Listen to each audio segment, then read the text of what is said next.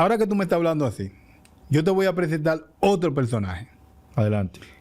Este personaje es uno de los, aparte de que es peligroso, porque es peligroso en extremo, es como de los más psicópatas, los más locos, los más enredados que yo he visto.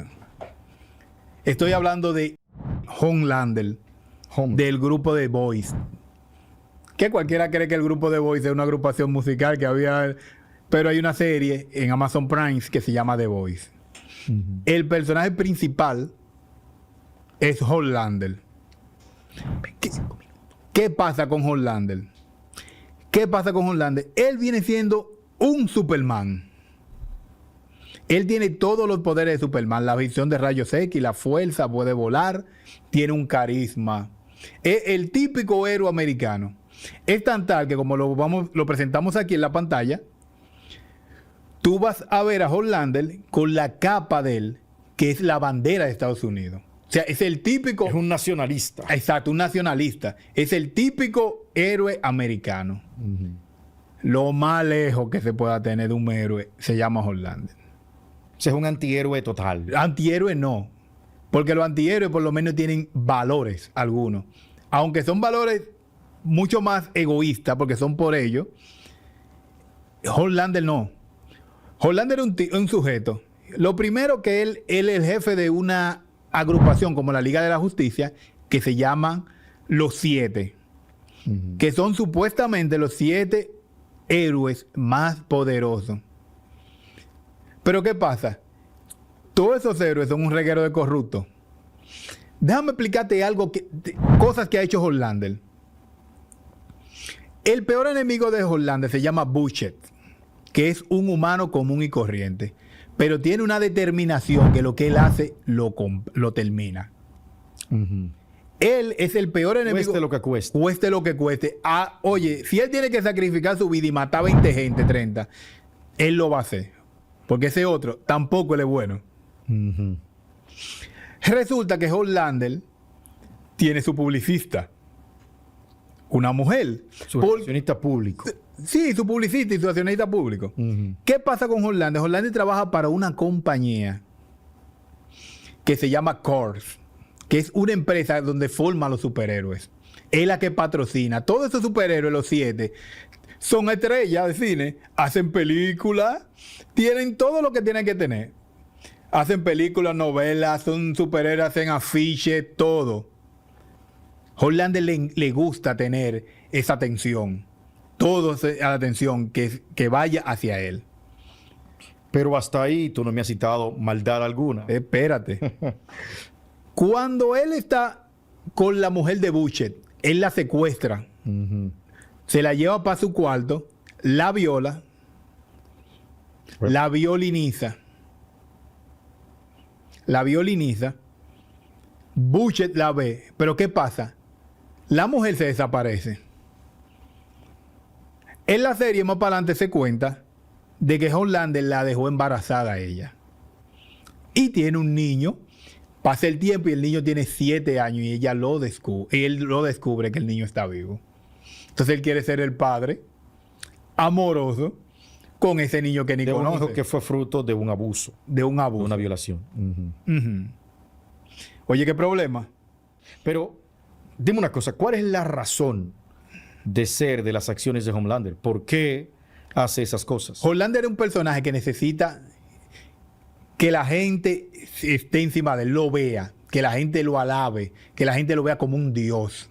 Ok. Pero te voy a explicar por qué él está así. La historia que cuenta la empresa fue que él vino de otro planeta, aterrizó en los Estados Unidos, una historia parecida a la de Superman. Y lo criaron y se resaltó un niño que amó tanto este país, que lo que hizo fue que se convirtió en superhéroe, cosa muy alejada de la realidad. Homelander obtuvo sus poderes con un compuesto que se llama compuesto B. Este compuesto le dio todos los poderes que él tiene, pero a él lo criaron en un laboratorio, sin familia. Lo veían como un arma. Y no solo que lo veían como un alma. La única persona que lo veía a él como una persona que es, cuando era niño, como un niño, él termina matándola de un abrazo que la parte indómita. Wow. Oye, ¿por dónde va? Homelander es el que también le gusta la leche materna, Ah, que se la bebe, sí. que se la bebe en biberón. Otra cosa. Él agarra, él tiene como un fetiche, ¿se le puede decir? Una fijación. Una fijación Ujú. con la leche materna. Es tan tal que él hasta agarra y se la bebe con un biberón. Que es también, obviamente, una regresión, que es como es el apego a un comportamiento que pertenece a una etapa de la vida que es anterior a la cual se está viviendo. Explícame lo de la regresión. Sí.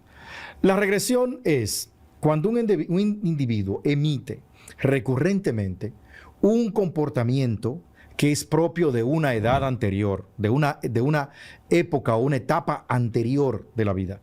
Por ejemplo, el chuparse los dedos, por ejemplo, es una regresión. Porque son los bebés los que se chupan los dedos. Un adulto, incluso un adolescente que se chupa, que se mama el dedo, ¿verdad? Mamarse el dedo, ese es el término.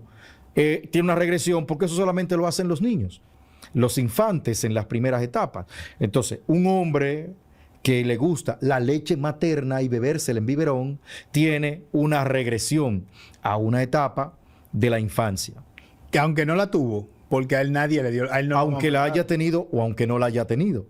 Es una etapa propia de la infancia, una conducta propia de una etapa que en este caso es la infancia. También tiene una regresión, imagínate, un viejito, ¿verdad? Sesentón, setentón, te anda conquistando jovencitas. Que eso se ve mucho.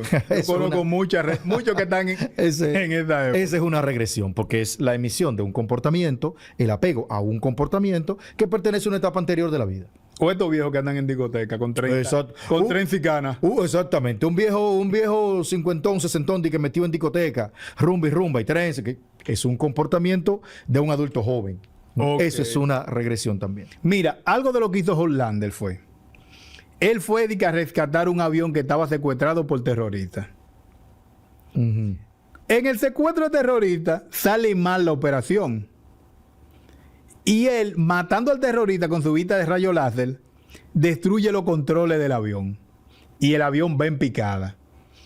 ¿Qué pasa? Como él no puede salvarlo a todos, Ajá. él deja que todo el mundo se mate, aunque la superhéroe que estaba con él se le rogara de que no. Emma, cuando le rogó, él la amenazó. Dice, ¿te quiere quedar aquí? Pero porque simplemente por el hecho de que no podía salvarlos a todos, lo dejó morir a todos. Lo dejó morir a todos. Ve un senador que no quiere aprobar la ley que él quiere poner. Y el senador va en un avión con su hijo, que es fan, que le filmó el autógrafo al hijo para su cumpleaños. Se lo filmó. Y cuando lo ven en el avión, el niño va volando en el avión con su papá y su familia. Y el niño lo ve a él, que está volando al lado del avión. Ujú.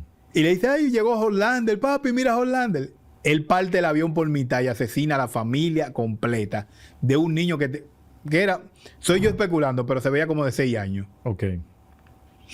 Homelander, ¿qué tipo de maldad es? Esos pedacitos que te la pregunta clave aquí es: ¿cuáles objetivos o intereses persiguen sus acciones? El único interés que él tiene es que la gente lo vea como un dios y que él lo vean como que él es el ser más poderoso que hay. Ok. Entonces, Homelander, para empezar, parece ser un narcisista, ¿verdad? El narcisismo es un trastorno de personalidad en el cual el individuo que lo padece cree merecer el reconocimiento, la admiración, la atención de todos los demás, ¿verdad? Ahí está el problema de los narcisistas. Cuando esa atención, cuando esa admiración, cuando ese reconocimiento le es negado, entonces se resienten profundamente y son capaces de acciones terribles, ¿no? En el caso de Homelander, para empezar, tiene rasgos narcisistas muy marcados, pero también su comportamiento me suena mucho a un tipo de maldad que se acerca a la perversión. La maldad perversa, la perversión, la perversidad o perversión es el grado sumo de la maldad cuando ésta se disfruta, ¿no? Es un individuo que hace mal porque le gusta, que hace mal. Se parece mucho a la maldad de un personaje que me imagino que tú vas a querer que tratemos y que a ti te gusta mucho, Freezer. Sí. Ajá, claro. Mucho a la personalidad de Freezer. Son individuos que hacen el mal porque lo disfrutan, que se sienten bien mientras matan, que se sienten bien mientras causan dolor. Es un comportamiento muy parecido al del psicópata. Obviamente estamos hablando aquí de individuos superpoderosos, de supervillanos, ¿verdad? Ok. Pero ese comportamiento, trayéndolo un poquito más a la realidad, es el comportamiento similar al del psicópata. El psicópata hace daño porque siente placer al hacerlo, ¿no? El psicópata daña porque cuando daña a otros, ¿verdad?, su personalidad se resalta, porque él es feliz machacando al otro, ¿no? Hace daño aunque no tenga que hacerlo. O sea que si lo traemos a la vida real, un personaje que para mí se parece mucho a él sería Ted Bundy. Ted Bundy, exactamente. Ted Bundy era un individuo que hacía daño porque sí. Bueno, tú puedes encontrar Ted Bundy, Charles Manson, por ejemplo, también, William Smith, el coronel Smith. O sea, eran individuos que hacían daño porque sí, que no tenían razón. Y después tú y yo podemos sentarnos aquí a hablar de psicópata un día y hablar profundamente acerca de los psicópatas. Pero de entrada, son individuos perversos que sienten gran placer, sienten un profundo placer mientras dañan, mientras maltratan, mientras abusan de otros. Aquí lo estamos llevando al grado sumo de supervillanos que pueden con un chasquido de sus dedos destruir un avión, ¿no? Y que por eso simplemente lo hacen. Que pueden evitar hacer el daño porque pueden someter a sus oponentes, sobre todo si estos son simples terrícolas, someterlos sin tener que desplegar fuerza letal. Pero ellos la usan. Él lo ve inferior a los... Exacto, los ve inferiores, los minimizan. Son individuos que están únicamente atentos a sus necesidades. Hay otra parte que yo tomo mucho en detalle de él. Y es que él cuando se mira en los espejos, cuando se mira en el espejo se fragmenta, se rompe. Y aparecen varias personalidades de él. Aparece uno que quiere ser humano, que empatiza, que llora, que sufre porque el hijo no lo quiere, que sufre porque se le murió uno de los villanos amigos de él. Ok. Ahí volvemos a aquello que discutimos de entrada, la tesis de entrada. Es que los seres humanos, y obviamente estos personajes no son exactamente seres humanos, pero son caracterizaciones, ¿no?, de los seres humanos. Somos luz y sombra. Ahí es donde sale un poquito de bonomía dentro de tanta maldad. Así aflora un poquito de bonomía dentro de una condición generalizada de maldad. Así que tiene mucho sentido. Ok, entonces, Hollander, ¿en qué categoría? Maldad perversa. Ya tenemos dos tipos de maldad. Exactamente. Tenemos la maldad ideológica, que la de Freezer. Y la maldad perversa. Ok. Le digo la de Freezer, no, la de Thanos, la maldad ideológica y la maldad perversa. ¿Qué podemos catalogar a Freezer también? Exactamente, que entra ahí. Porque para la cosa que ha hecho Freezer. Y quizá se va a entender un poquito mejor si nosotros llegamos a ver un personaje con una maldad pragmática. Son los que persiguen un fin. Que si obtienen ese fin y no tienen que hacer daño, no van a hacer daño. Te voy a dar uno que yo creo que no hemos hablado de él. Ajá. El patrón del mal. Vamos a hablar de uno latino porque ya yo me salté de hablar de los gringos. Pablo Escobar. Ajá. El patrón del mal. Ese pana dice: yo, si no tengo $5 millones en 5 años, me pego un tiro. Bueno, debo decir una cosa. Hay que aclarar una cosa. Eso lo dice la novela que hicieron.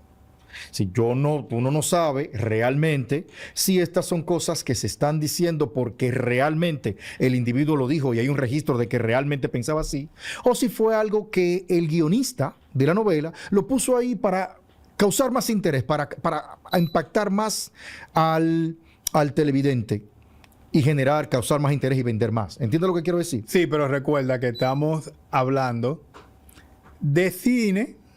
Bueno, sí. Y llevándolo a la vida real. Ok. Primero vámonos por este punto. Vámonos por el Pablo Escobar ficticio. Un tipo que nace en la pobreza, pero no tenía ningún tipo de pudor para hacer cosas malas. El pana vendía cigarrillos. Oye, robar tumba. Son poca la gente que yo he visto que roban tumba para venderse la otra. Porque ni siquiera los muertos respetaba. Sí. Cigarrillos ilegales. Vendía. Después escaló un poco a las drogas, como camello era, hasta que por su valor subió y aumentó de rango él. Okay. No hay que contarte la historia completa porque me imagino que tú lo sabes. Sí, yo conozco la historia, he leído algunos libros sobre él. Exacto. Pero fíjate una cosa, aquí tú tienes que ver esto, de hecho, tú lo ves que en este caso, como estamos hablando de un personaje real, una persona que vivió, es diferente a Thanos, que es un personaje ficticio, un personaje creado. Tú tienes que ver esto como un gradiente. Sí, tú no ves esto como, por ejemplo, si tú vas donde el médico y tú tienes más de 100 de hemoglobina glicosilada, tú tienes diabetes. ¿Verdad? Si la tienes por debajo de 100 no la tienes. No. Bueno, si tú te coges la presión y tú debes tener 1480. Si tú tienes más de ahí, tienes hipertensión. No es exactamente así, ¿no? Ok. Tú ves más componentes o menos componentes. ¿Se acerca más a la psicopatía o no? Por ejemplo, en el caso de Pablo Escobar, hay acciones que se le atribuyen a Pablo Escobar, como la muerte de un ministro de justicia, que ahora no recuerdo cómo se llamaba. Galán. No, Luis Carlos Galán. Luis Carlos Galán. Luis Carlos Galán no era el ministro de justicia. Luis Carlos Galán era el que era candidato presidencial. Exactamente. Que es asesinado por Galán. Bueno, vamos a poner el caso por el de caballero, por Escobar. Vamos a poner el caso de Galán. Galán rechaza a Pablo Escobar cuando éste quiere financiarlo y quiere acercarse al Partido Liberal, ¿no? En Colombia. Ajá. Y entonces se dice que Pablo Escobar, sumamente ofendido por el rechazo de Galán, ¿no? Lo manda a matar.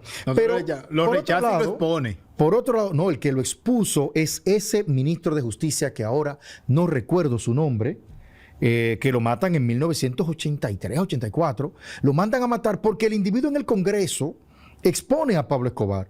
Mira, no recuerdo ahora el nombre, estoy buscándolo en la mente, pero con Galán es diferente porque Galán, y ahora recuerdo un poquito mejor el hecho, Galán lo rechaza el financiamiento, no quiere vincular a Partido Liberal con la figura de Pablo Escobar, que ya estaba siendo señalado por narcotráfico, y entonces aparece un senador, en ese entonces era senador por el Partido Liberal, que luchaba por la candidatura presidencial, y él le dice a Pablo Escobar, de hecho está o estuvo preso, le dice, bueno, si Galán se muere, entonces yo puedo ser candidato presidencial. Y si yo soy candidato presidencial y gano, tú vas a tener un amigo presidente.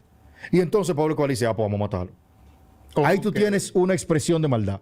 Pero cuando manda a matar a ese Rodrigo Lara Bonilla, se llamaba ese ministro de Justicia. Cuando Rodrigo Lara Bonilla lo ofende gravemente porque lo expone en el Senado, en el Congreso, ¿verdad? Donde Pablo Escobar era suplente de diputado. Entonces, ahí decide Pablo Escobar mandarlo a matar porque se sintió profundamente herido, profundamente insultado. En ese caso, es diferente al caso de Galán, ¿no? En el caso de Galán, repito, y corrijo lo que dije anteriormente, no fue por el rechazo, fue por una cuestión más pragmática. Ese señor, creo que era Santofimio, que no me acuerdo el nombre, el senador que le dice, mira, si Galán se muere, yo puedo aspirar a la presidencia, y si yo llego a la presidencia, tú vas a tener un amigo en la presidencia. Ahí hay un fin pragmático. Pero cuando se trata de Rodrigo Lara Bonilla, es una acción narcisista. O sea, me ofendiste gravemente, me insultaste, no me garantizaste el reconocimiento que yo merezco y entonces te mando a matar. Ahí tú ves una combinación de diferentes factores de la personalidad. Sí, pero yo veo que todo lo que hizo Pablo Escobar en vida fue con un propósito. Por ejemplo, él vendió droga. No se puede decir droga en YouTube, pero vamos a ver cómo muteamos esta parte. Tú editas esa parte. Sí. Ajá. Pablo Escobar se metió a lo ilegal por un propósito que era el dinero. Después que tuvo el dinero, quería un propósito en la política que era el poder.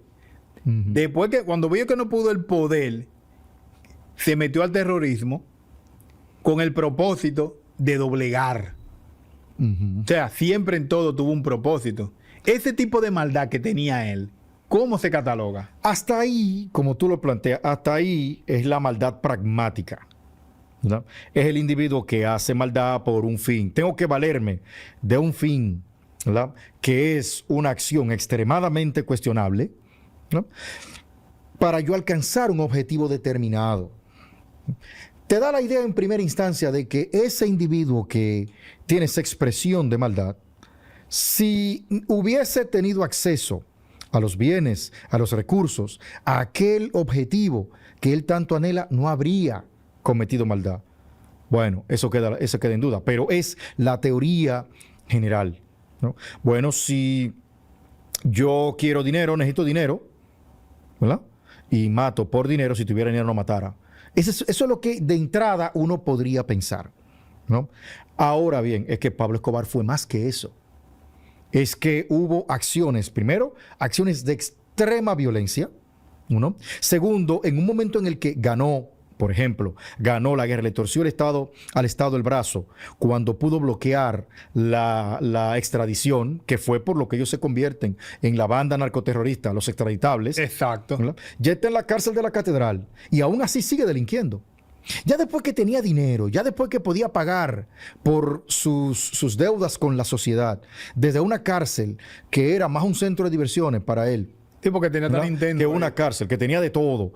Simplemente, si hubiese dejado de delinquir, probablemente su final hubiese sido otro. Pero todavía tenía ese deseo. El mismo lo que da lugar a que lo saquen de la catedral, que fue el asesinato de los hermanos Moncada. Ajá. ¿No? Que por lo que se plantea, lo que he leído, no, los mata simplemente porque ellos le llevaron la contraria, ¿no? Pero fue verdad que se lo dieron a comer a los mismos amigos. Bueno, esa parte yo no sé, yo creo que eso fue ficción. Yo entiendo que sí, que los mataron y los desmembraron ahí, pero Porque por algún lado debían de lo de sacarlo. que se lo dieron a comer, no, que hubo muchísimos casos, porque ese no fue el único asesinato que se produjo en la catedral. No, claro. Ese fue el más sonoro. Pero fíjate que en ese momento él puede dejar de delinquir. En el momento en el que va a la catedral, pudo haber ajustado sus cuentas con el Estado y con la sociedad colombiana y dejar de delinquir, pero no lo hizo. ¿Por qué? Ya no era el individuo que delinquía por dinero. Ya esa maldad dejó de ser pragmática. Perdón, dejó de ser pragmática, porque ya no se perseguía, ya no perseguía un fin. Ya comienza a parecerse más a la maldad perversa. O sea, en lo que tú me estás diciendo, él empezó pragmático, con la maldad pragmática. Exactamente. Y en un punto de la historia se distorsionó a la maldad perversa. Porque una cosa importante sobre la maldad es que maldad es maldad. Lo que estamos hablando de diferentes expresiones, pero el individuo malvado es malvado y punto. Estamos hablando de diversas maneras en que esa maldad se manifiesta. Por eso, tú vas a ver un individuo que se acerca mucho a una, quizá la mayoría de sus acciones se centran en un tipo de maldad, pero él se extiende a otras, por lo general. Es un buen punto que me gusta. Pero mira, ya como que nos estamos oyendo mucho a la realidad. Vamos a salir de la realidad. Vamos a volver para la ficción. Porque a mí me gusta la ficción. Muchísimo. Por ejemplo, te voy a hablar de uno de los personajes que yo estoy seguro que a ti, a todos, es más, yo creo que hasta el camarógrafo le gusta. Ajá. El Joker de Batman. No, pero claro, definitivamente. Para más decirte, el Joker está como uno de los mejores personajes construidos de los villanos. Pero déjame hacerte una pregunta clave aquí. Hay varios Jokers. Yo te voy a hacer dos preguntas en una. Primero, ¿en cuál Joker tú te quieres centrar? Y segundo, dame tu lista de por lo menos 3 de los mejores Jokers. Ah, pero eso sí. De los mejores Jokers que se han hecho. Mira, para mí, yo no te voy a dar 3. Te voy a dar 4, que fueron los mejores Jokers que se hicieron. El primero fue en 1989, que lo vimos chiquito nosotros, que fue el de Jack Nicholson. Jack Nicholson. Definitivamente, sí. Que ese Joker era un Joker más travieso que asesino. Exactamente. O sea, él lo que hacía era, la maldad que hacía era como traviesa, no se veía como... No se ve tan descarnado. Exacto. Tan crudo. Yo me imagino que ese Joker era así por la época. Porque antes no se pasaba cosas tan crudas. Cometía crímenes y envenenaba gente con gas. Sí, pero no era así. No había una expresión de maldad tan directa, tan cruda y descarnada. Así. Ni sangrienta, ni mataba balazos, nada. Era como más de engaño que otra cosa. De hecho, mira, por ejemplo, los James Bonds. El más crudo fue el que hizo Daniel Craig. El último. El último, el más crudo de todito. Ese es un guerrero de verdad. Los otros son unos sibaritas. Eso quiere dejar algo dicho en la sociedad, que se está degradando. Exactamente, mira cómo vamos evolucionando. Mira cómo vamos y que se expresa en el entretenimiento. Pero continúa con el Joker. El primero, Jack Nicholson, como te dije, fue en el 89. Si mal no recuerdo. El segundo, que es mi favorito, Se llama Heath Ledger. El de Heath Ledger. El Batman, el caballero. Ajá, el Caballero de la Noche. Sí, ese es mi favorito. Ese Batman fue en el 2008 que se hizo. Mira el tiempo ya estamos lejos. Sí. Pero ¿qué pasa? Este Joker le dio... mira, Heath Ledger le dio un matiz a ese personaje que nadie se lo ha dado. Con un perfil perverso. Este era un criminal perverso que sus acciones no tenían ningún objetivo más que el de hacer daño, más de causar el caos. Pero tú nada más tienes que ver que cuando él logra su objetivo, que consigue el dinero, él lo quema a la mitad. Exacto. Porque él le dice al capo que lo contrató, que era el ruso, le dice, esta ciudad necesita un villano como yo, no como ustedes, que andan pensando por el dinero. Yo quiero dar un mensaje. Esa era la cosa de él. Cuando él mismo se autodefinía como un agente del caos. Sí. El Joker en todo en el cómic se cataloga así, como un agente del caos. Lo que pasa es que antes lo lavaban un poco más la cara porque era muy crudo. El tercero, que te voy a mencionar, este quizá tú no lo conozcas, se llama Cameron Moanan. No sé si lo pronuncio bien el nombre. Este fue en el 2014 en la serie de Gotham.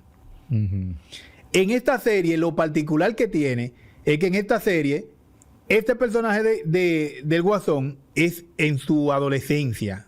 Está empezando a salir. Él se llama Jeren. No me acuerdo bien el nombre. Porque hace tiempo que yo vi esa. Imagínate, fue en el 2014 que yo vi esa serie. Este personaje es empezando cuando el Joker era niño, era joven, adolescente, que se estaban en la ciudad de Gotham, se estaban formando que el espantapájaro, que el pingüino, que fulanito, todos los personajes de Batman en su juventud. Ya te he mencionado 3. Sí. Entonces, el pingüino es Jack Nicholson, el Joker de Jack Nicholson, Ajá, el Joker de Heath Ledger en El Caballero de la Noche, sí, y este de Gotham. de Cameron Moanan, el de Gotham. Ajá. Bien. Y el de Joaquín Phoenix. Ah, bueno. El de Joaquín Phoenix, por ahí te digo los 3. Ese para mí. Yo te voy a hablar del de Joaquín Phoenix, porque para mí, Joaquín Phoenix le hicieron una construcción a este personaje. Me voy a olvidar de la parte 2. La parte 2 para mí no existe por Lady Gaga. Sí. Me voy a enfocar en la parte 1. En esta empieza el Joker como un personaje. Que trabaja. Déjame interrumpirte muy brevemente ahí. Ok. Fíjate la diferencia entre el Joker de Heath Ledger, ¿verdad? Que es un tipo cuerdo, ¿verdad? Que parece un loco porque muchas veces actúa como tal, pero es un tipo que sabe lo que está haciendo y sabe hacia dónde quiere ir. Y este de Joaquín Phoenix, que es una pobre alma atormentada, ¿no? Que el tormento, el maltrato, la indiferencia, el rechazo, lo llevan a convertirse en un individuo malvado con el componente psicótico. Arthur Fleck se llama. Porque Arthur Fleck tiene 2 personalidades. La del Joker es una personalidad que él tiene reprimida. Pero él es Arthur Fleck, que cuida a su madre, trabaja en un trabajo mediocre de payaso, donde recibe abuso. Cuando intenta defenderse con un compañero en el trabajo, le regala un arma para que se cuide. Resulta que el arma se le cae en una fiesta de niños enfermos. Él le dice al patrón, al jefe de él, que eso era parte del show, que era relajando. Y no le creen y terminan botándolo con su mamá enferma. Él bebe pastillas porque tiene problemas. Bebe antipsicóticos porque tiene problemas, que se lo dona el gobierno. Resulta que el gobierno le para la producción. Le para que estas son las últimas pastillas que te voy a dar. Tiene un amor que es imposible, que vive al frente de la casa, que la película entera, él dice que tiene relación con ella, que sale, pero todo eso en su mente. Eso es una alucinación. Es una alucinación de él. Él nunca ni siquiera le hablaba. Ella no se sabía ni el nombre de él.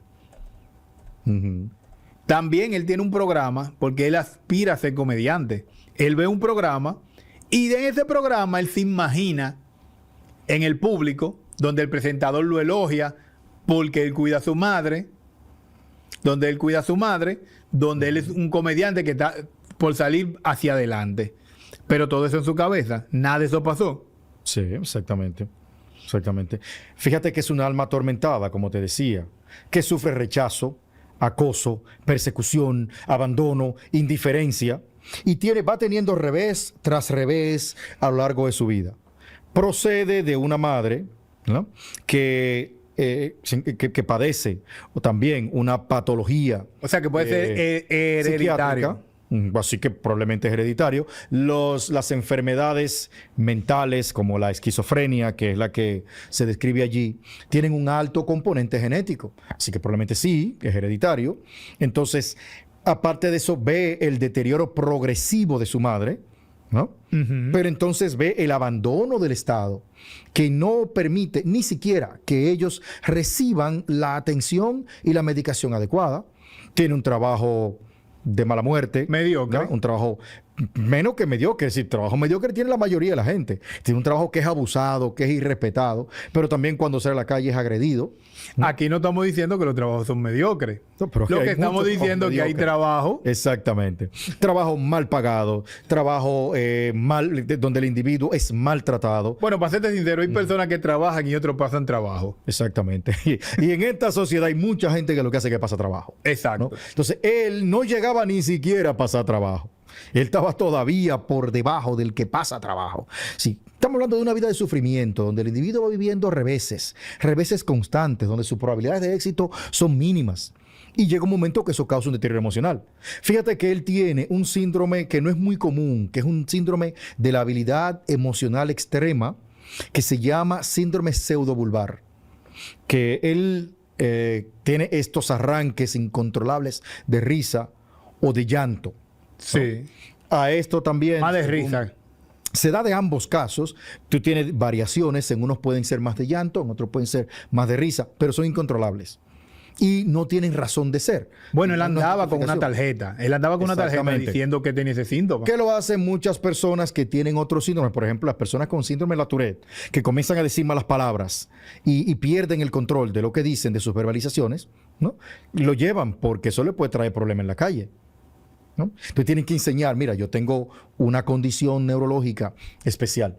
Bueno, aparte de esto, él padece un trastorno psicótico. Fíjate qué alucinaciones tan vívidas él tenía.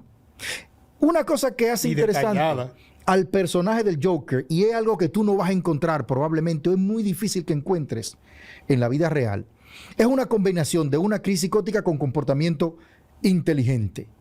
¿Sí? El individuo... La esquizofrenia es un trastorno que afecta la capacidad integrativa del pensamiento. Oh. Significa que su emocionalidad, significa que su razonamiento anda cada uno por su lado, ¿no? Su estado de ánimo, emocionalidad, razonamiento anda cada uno por su lado. Eso hace que al individuo se le dificulte mucho emitir conducta inteligente porque su comportamiento se descontrola gravemente. Entonces, no se puede sentar en el marco de una crisis psicótica aguda. Es muy difícil, esto puede pasar, pero es muy difícil sentarse a planificar una serie de acciones coordinadas y dirigir un grupo de individuos, ¿verdad?, para que actúen de manera conjunta con el fin de destruir una ciudad. Eso es difícil. Sin embargo, el de Heath Ledger lo hacía. Pero ese no tenía alucinaciones. No. El de Heath Ledger no tenía un trastorno psicótico. Ese era un individuo malvado. Y un malvado perverso. Bueno, ¿no? Hay una frase que él dice que distorsiona, que lo que no te mata te hace más fuerte. Así es. Que es una frase distorsionada. Claro, es distorsionada. Este individuo deforma la realidad a su gusto, pero él está perfectamente cuerdo. A diferencia del Joker de Joaquín Phoenix, ¿no?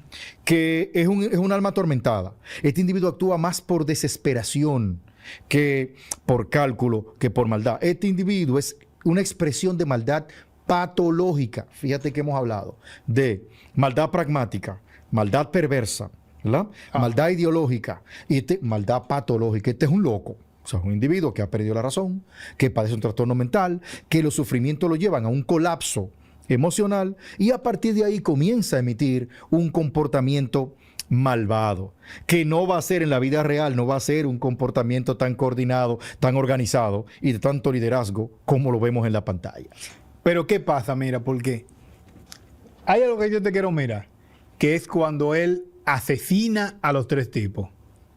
Él asesina a esos tipos en el metro que estaban abusando de él. le estaban golpeando y él saca la pistola y le da lo mata a tiro a todito. Sí. De una forma despiadada. Pero ese es un comportamiento instintivo. Eso Sí. no es un comportamiento despiadado. Sí, pero no ese comportamiento que te quiero dejar dicho. Ajá. Cuando él se va, porque él se va asustado, corre como un desesperado, pero cuando llega a su casa, él hasta la postura del cuerpo cambia y empieza a bailar y se ve como más seguro, como otra persona. Claro. ¿Eso qué pasó ahí? Ahí él cae en un estado psicótico. Tú tienes un individuo con la psiquiatría clásica lo explicaba, ¿no? Que se llamaba la condición de trema y cataclismo. En la condición de cataclismo, el individuo está en crisis, ¿no? Obviamente, aunque le llamemos crisis, esa crisis puede ser que el individuo está contentísimo, que esté eufórico, que fue lo que en el estado en que él cayó ahí. Es un estado de euforia, ¿no? Que es lo opuesto al estado de disforia, que es de tristeza. Él venía en un estado disfórico, lo atacan en el tren, él se desquita, ¿verdad? Y se desquita de forma extrema, asesinando a sus agresores. No, y matándolo. Y entonces cae en un estado de euforia cuando se ve solo y se da cuenta que ha cometido un crimen y que nadie lo ha atrapado. Para él el crimen y que por primera vez devolvió el golpe, porque antes él simplemente lo recibía, y cae en estado eufórico. Ese estado es lo que se llama bipolaridad, que se llama también trastorno bipolar. Es decir, el individuo está en un momento eufórico, en un momento disfórico. Por eso él es una combinación de muchas cosas. Entonces, en ese momento que él tiene alucinaciones y que está extremadamente alegre y que comienza a bailar y que está contento, él se encuentra en estado eufórico, ¿no? Pero, repito, lo importante es que el motivo de sus acciones es el deterioro psicológico que él padece, que él sufre. Okay. La cantidad de adversidades, la acumulación de adversidades en los órdenes biológico, psicológico y social lo lleva a un colapso general que da como resultado un comportamiento malvado, descontrolado. Lo vemos ahí maquillado. Eso se ve en la pantalla, se ve maquillado. Puede coordinar acciones, puede liderar una banda en el marco de una crisis psicótica. Eso difícilmente pasa en la realidad. Ok. Difícilmente el individuo en un estado psicótico puede hacer un uso asertivo de la inteligencia. Entonces, una pregunta, ya Hanoi, para terminar. En este mundo de las expresiones de maldad, ¿cómo tú lo enfocas en la vida real? ¿Cómo tú puedes sacarle algo bueno de la vida real? ¿Cómo la persona se puede cuidar de cierto tipo de personas? Esa es una conversación que obviamente nos tomaría otra hora de podcast, ¿no? Definitivamente, ¿no? Lo primero que hay es que entender una cosa. Y esto es una discusión frecuente. El hecho de que son los cómics, es la programación violenta, lo que da como resultado que ciertos individuos incurran en acciones malvadas o violentas, o es lo contrario. Es que es una expresión de lo que somos como seres humanos. Es decir, el personaje que es creado y llevado a la pantalla, ¿quién lo crea? Es otro ser humano. Sí. Y las acciones de maldad que se despliegan, que se representan ahí, son concebidas por ese personaje que no tiene vida propia, o son concebidas por la mente que crea el personaje. O sea, la maldad va del ser humano a la pantalla, no de la pantalla al ser humano. ¿Entiendes lo que quiero decir? Sí, pero hay algo que yo creo. Y es, mira, hay gente que dice que la televisión se está dañando por cosas que ponen tan crudamente, pero esas cosas crudas que se ven en televisión, se ven en la vida real. Son expresiones de la realidad. Son expresiones de la realidad. Entonces, lo que yo entiendo que para cambiar ese tipo de película, ese tipo de serie, fíjate que hablamos de Pablo Escobar, hablamos de un loco, de donde quiera tuvo un narcotraficante y donde quiera tuvo un loco. Hablamos de una persona que se la den Dios.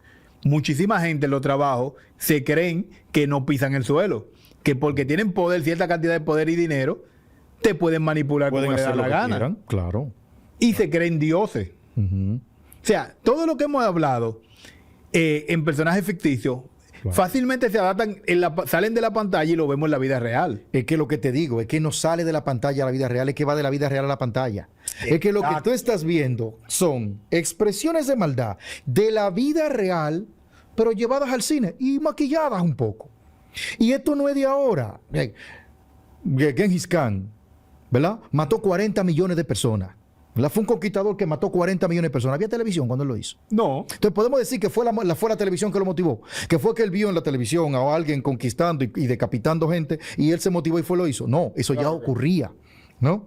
Entonces, nosotros somos una civilización que es el producto de la violencia constante a lo largo de los siglos, ¿no? Que nos sometemos al exterminio, a la destrucción, a la persecución, al acoso, al abuso, al maltrato. Y eso es lo que llevamos a la televisión.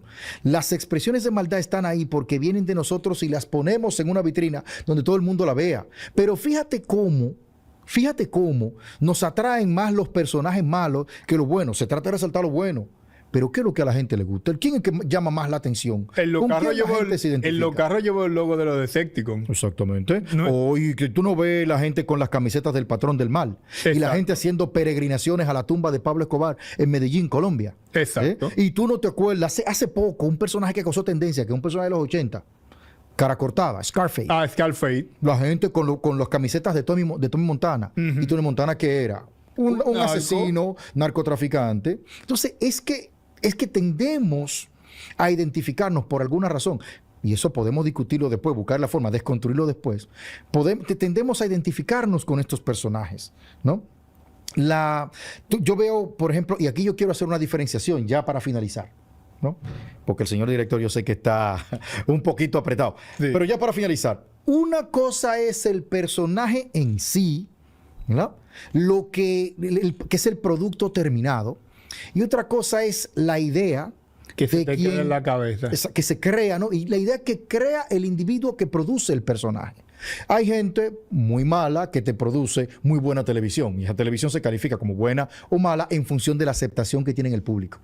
¿Entiendes lo que quiero decir? Exacto. Entonces, una cosa es lo que el personaje representa, que te está haciendo una caracterización de la realidad. Y otra cosa es lo que piensa el individuo que construye, diseña y lleva a la pantalla al personaje. Y ya tenemos que terminar aquí. Ok. Ha sido un viaje maravilloso el día de hoy. Me encantó la charla. Ha sido una gran experiencia. La verdad es que no la comimos. Sí, en el primer pod, un 100. No la comimos. Muchas gracias a ustedes por su atención. Síganos en nuestras redes sociales, @Filosofía Platanada, en TikTok, en Instagram y en Twitter. Y por favor, suscríbanse a este canal y nos vemos en la próxima.